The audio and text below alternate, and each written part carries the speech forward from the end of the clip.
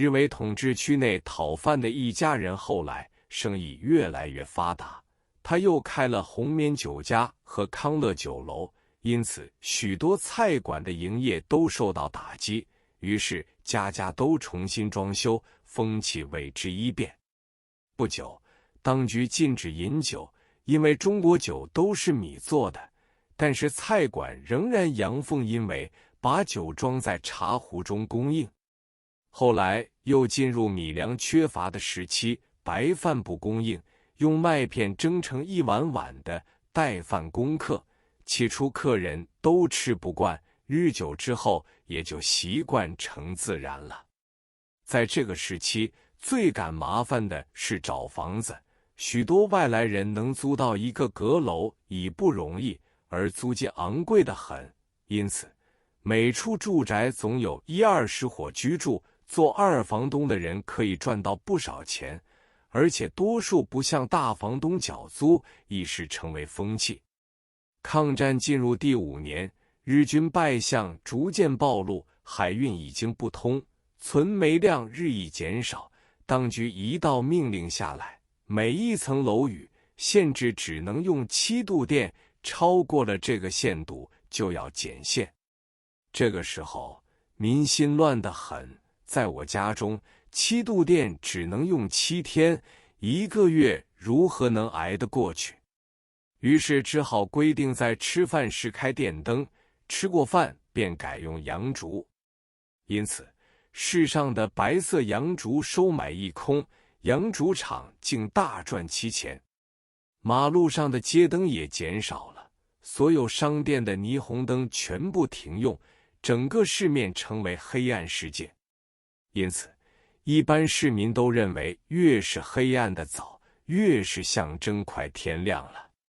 接着的一个时期，就是不断有国军飞机飞临上空侦察，于是日方便夜夜采取防空措施，要家家户户把窗子用黑布掩遮，或是把玻璃涂黑，稍有灯光透出就要受到干涉，马路上的街灯也全部熄灭。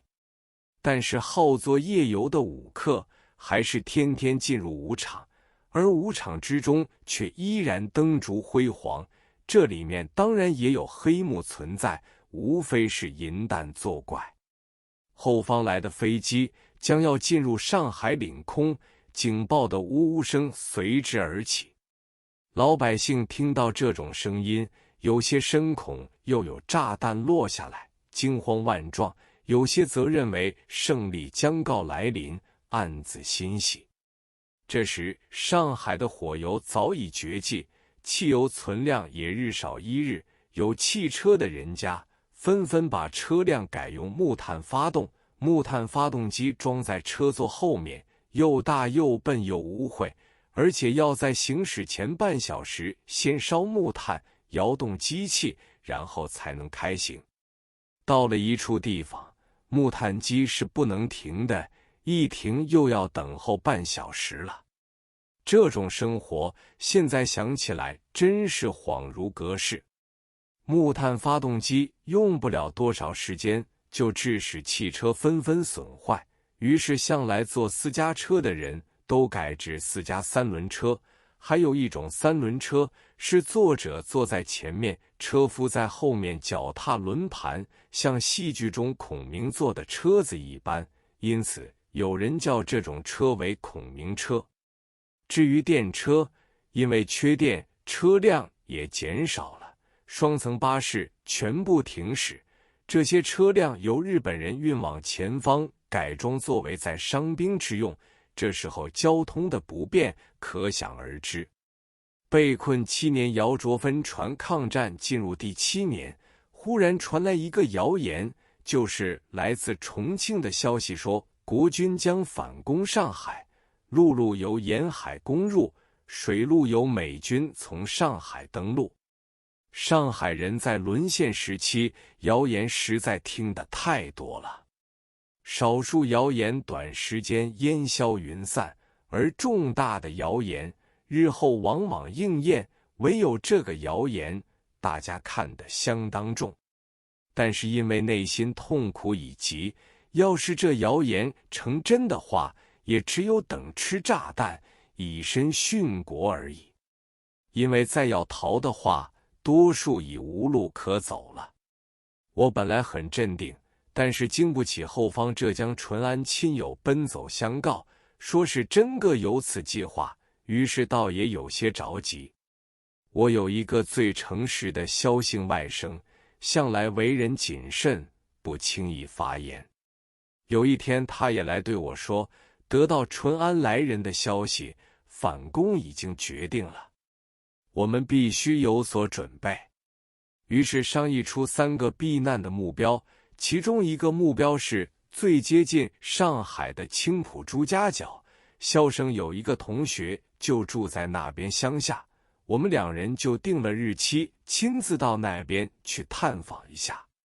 当时火车可以抵达松江，但是乘客的挤迫向所未有，不仅车厢中塞满了人，连车顶上也一样坐满。其实火车上有2种工人，一种红帽子是搬运行李的，一种蓝帽子是管理车辆乘客上下的。他们倚着日军的势力，面孔都难看得很，虐待乘客最为拿手。旅客对这种人视同蛇蝎。我和外甥2人进门时忍气吞声，到了月台上，碰到一个蓝帽子，使用了银弹政策，由他领带，竟然进入2等车厢，直达松江。后来才知道，头等座位全是日本客人。当时为辅人物考试院院长江抗虎因为不肯花小钱，被蓝帽子硬生生地拖下来。虽然他出示了名片，但蓝帽子一味不理。那时铁路是日军管理的，为辅人物来来往往也不能不低头。我们到了松江，松江有一条很长的街道，2旁密密的都是布店、米店、油店、南货铺。地方虽小，看来十分富裕。苏东坡所说出产4塞炉的秀野桥即在街道中间。我俩由于情绪不好，也没有兴趣找馆子吃饭，一路步行到朱家角。朱家角是一个产米地区，郊外都是稻田，我们就在乡下盘桓了好久。萧生的同学恰巧不在家，我们略略看了看这座屋子，觉得简陋得很，而且也不宽大。